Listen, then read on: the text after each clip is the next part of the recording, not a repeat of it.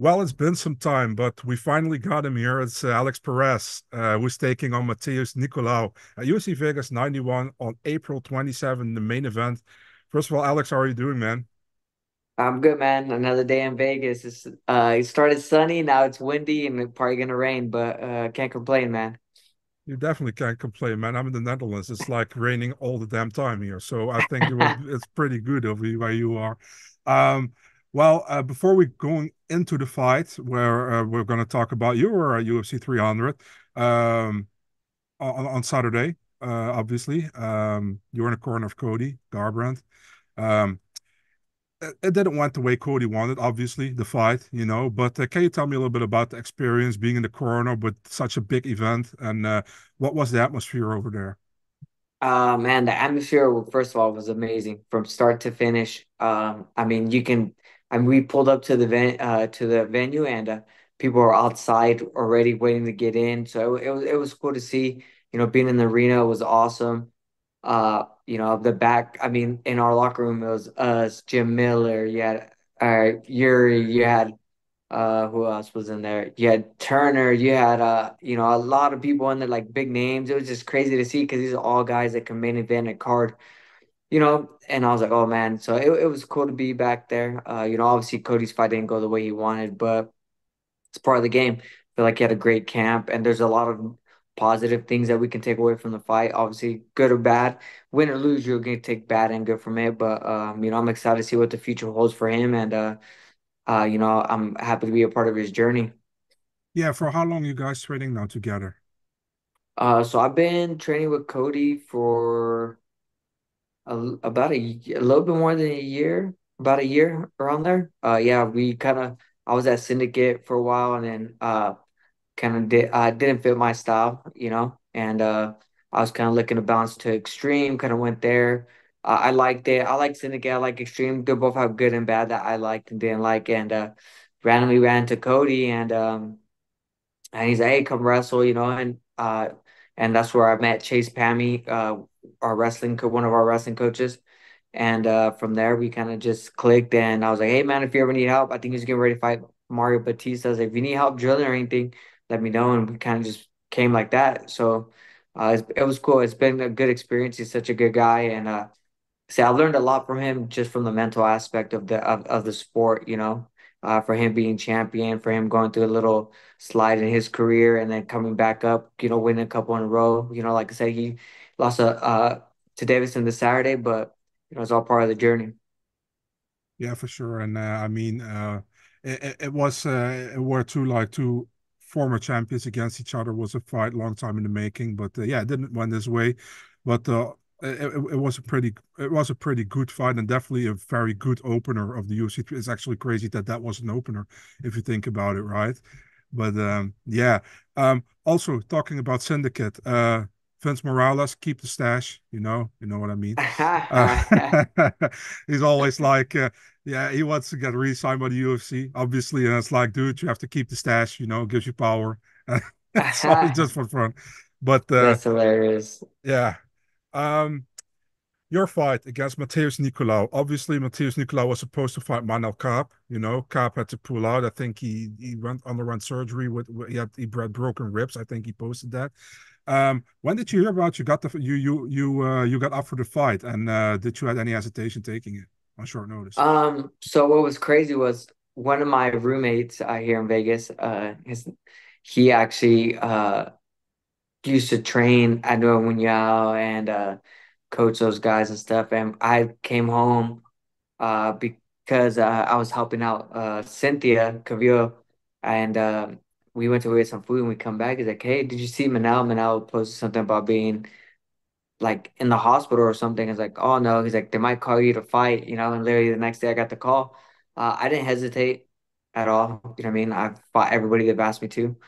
And yeah, my manager called me. He's like, "Can you make the weight?" And I said, "Yeah." They're like, "Are you sure?" Because obviously Nicolau pulled out because Manel missed weight and stuff like that. I was like, "Yeah, I can make the weight for sure." I stayed low just in case because obviously my I had one more fight left on my deal, so I kind of kept my weight low so in case jump in a short notice opportunity. And I had the June 15th fight, Mhm. and I'm surprised they called me, just because I already had that fight booked, but they called me and I said yes. Awesome, man. Second main event, third time on the poster. I mean, yeah, and I have to go back to your last fight against Muhammad Mukayev. That was beginning of March, right? Um, Yes. yeah, I mean, it was a close fight. I feel like, what did you think about the fight? Were you happy with the performance you put on? Like you've been away from the octagon for some time, or did you feel like you could have done more? Well, what is your opinion on it? I feel now I could have done more. Obviously, when you're in there, you kind of just kind of give it all you got. But when you look at it on the outside, you kind of feel like you can give it more. I have people tell me, "Hey, great fight. I thought you won. Great fight. It was a close fight. I thought you pulled it off." But at the end of the day, for me, I just kind of like, hey, man, what? It don't matter what any of us think, family, friends, people, Twitter, whatever. It's all what those three judges seen, and I think I won, but at the same time, too. Obviously, I didn't do enough, so I didn't win. Kind of sucks, but at the end of the day, I fought a kid that no one wanted to fight. No one wants to fight him. I mean, I'm hoping we win this, get a rematch someday.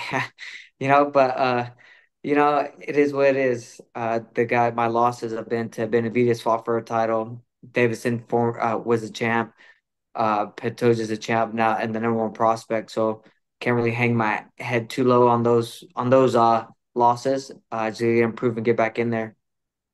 Yeah, that's also what I said, man. It's not like you're losing to some how do you say? I don't want to say some cans, but some like some bad fighters or anything, former world champions and actually current world champion as well, and then now the undefeated young prospect. Um, yeah, now fighting Matheus Nicolau, right? What do you expect from the fight against him, man? It's number five against number eight. It's really easy for me to remember because it's here on the poster. So, what do you think about the fight? I think it's a good fight, man. I think we both bring obviously we both kind of want to keep it on the feet. He's not real like big on taking people down and doing jiu-jitsu. So that I like that. I like to punch people in the face, so that's always fun. I think it's a good fight. I think what I mean, obviously two of the best guys in the division. So I think that people can expect a good fight, good 25-minute war. Hopefully it ends early, but he's tough everywhere, man. He has good jiu-jitsu, he's a black belt.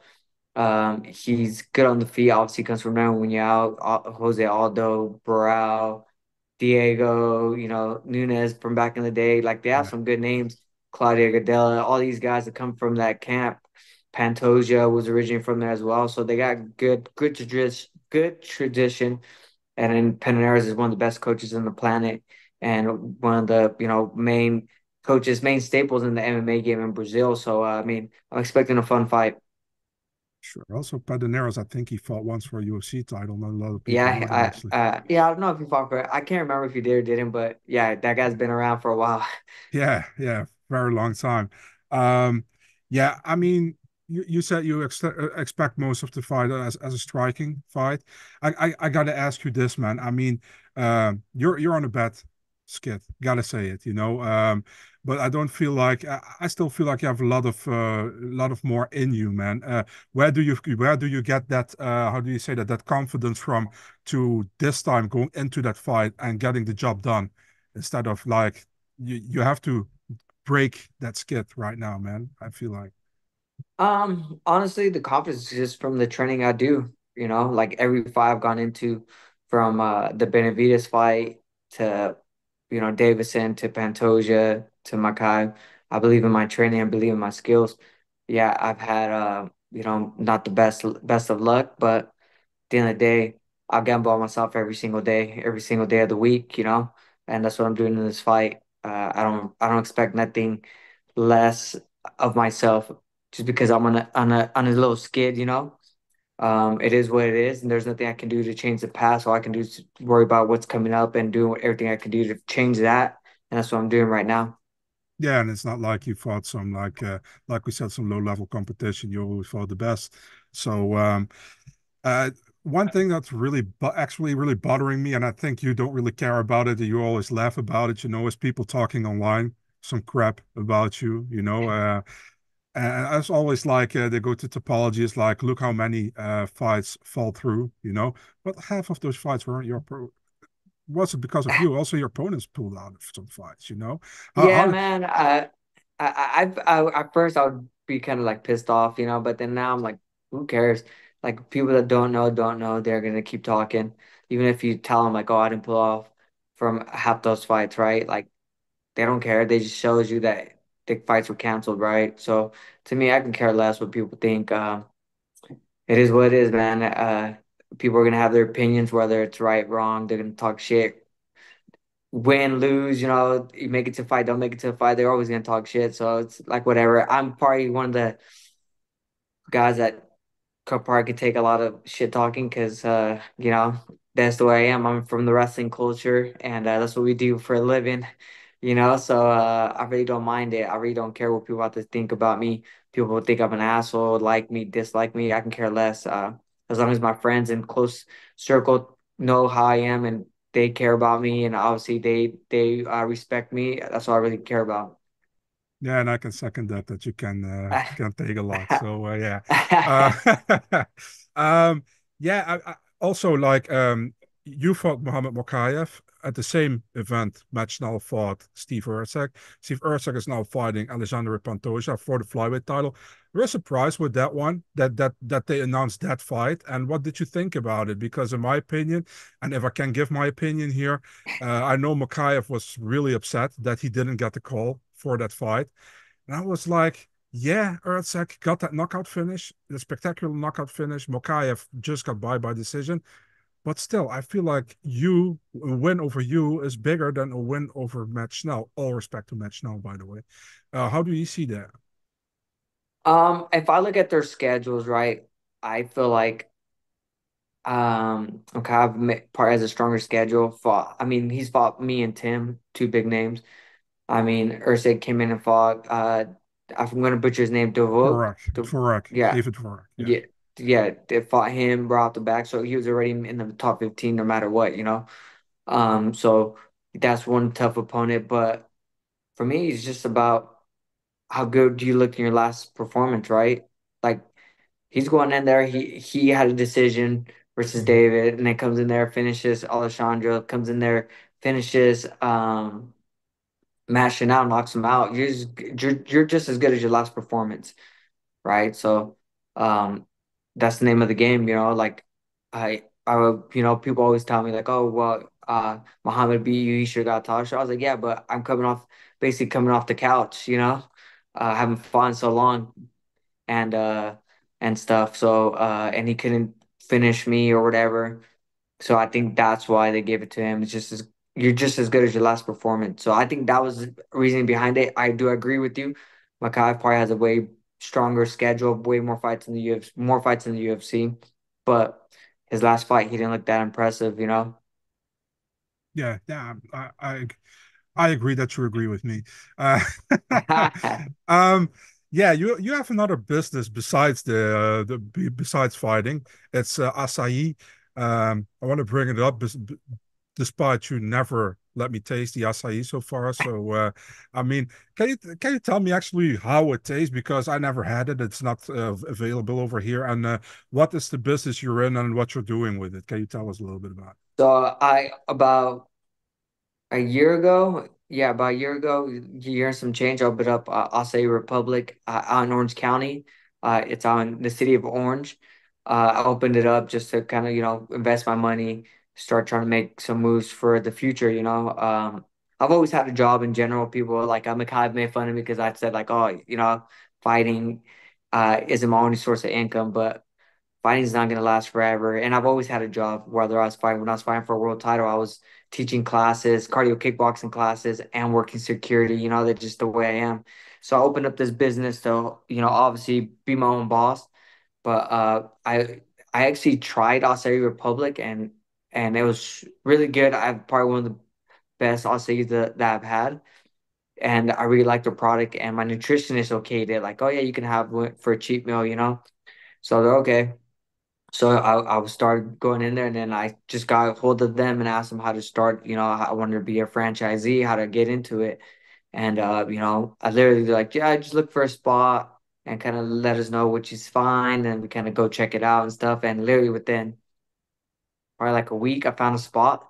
And then I don't think they thought I was serious. Like, all right, well, go, talk to the landlord, get this done. And literally within a week later, I got to talk to the landlord, got everything settled. And Aussie Republic, I opened up Aussie Republic, and yeah, it's a good business, good company. And for me, it's about the health. For me, just because I'm always dieting and stuff like that, it's a good cheat meal. I'm a foodie, so it's a good cheat meal. And yeah, man, I enjoy doing that business. I have a good team behind me at Team Orange. I have them there, and then I have always I'll say Republic, smaller franchisee, so they more hands on if we need help, and I that's what I like about them. The way it tastes, man, they kind of look like blueberries, kind of a little tart. Look, so the difference between ours and a lot of different other places is that ours isn't as sweet. We keep the natural berry, right? A lot of people like go to acai. Like if you go to like a Jamba Juice or something like that, they have acai there, very runny, kind of sweet, like too sweet for my liking. So ours is more natural. Like ours is a berry. We do add a little bit of things to the blend, but you can still taste the natural flavor of the acai berry. And I've had people from Brazil, Giva Santana, my jiu-jitsu coach out there. He's had it. He's like, this is probably one, if not the closest you can get to the same taste as Brazil. And I'm like, okay, that's good to know. So when people are like, oh, like, is this really from Brazil? Like, it's not the same, but it's pretty damn close. Just because, like I said, that obviously we have to import it in from Brazil, so obviously there is going to be some stuff, some flavor missing. But yeah, man, I really enjoy eating it for sure, and I really enjoy running the business. Awesome, man. Good to hear. Yeah, I expect some expanding acai by mail, so Nah, I told you, you come out here to visit. You can have yeah, all the free bowls you want. you're the man. I really appreciate that. I got to think about it. I definitely, if I ever come to the US, I definitely visiting California. So that your Orange County is California, right? Yeah. Yes, sir. Before I make some stupid mistake in geography. Yeah, Alex, thank you so much for taking the time, man. It's I really appreciate it, and it's good to talk to you face to face again for the first time in 4 years. Finally, could track you down because we all know how much you love the media. So I really appreciate it that you took the time, man.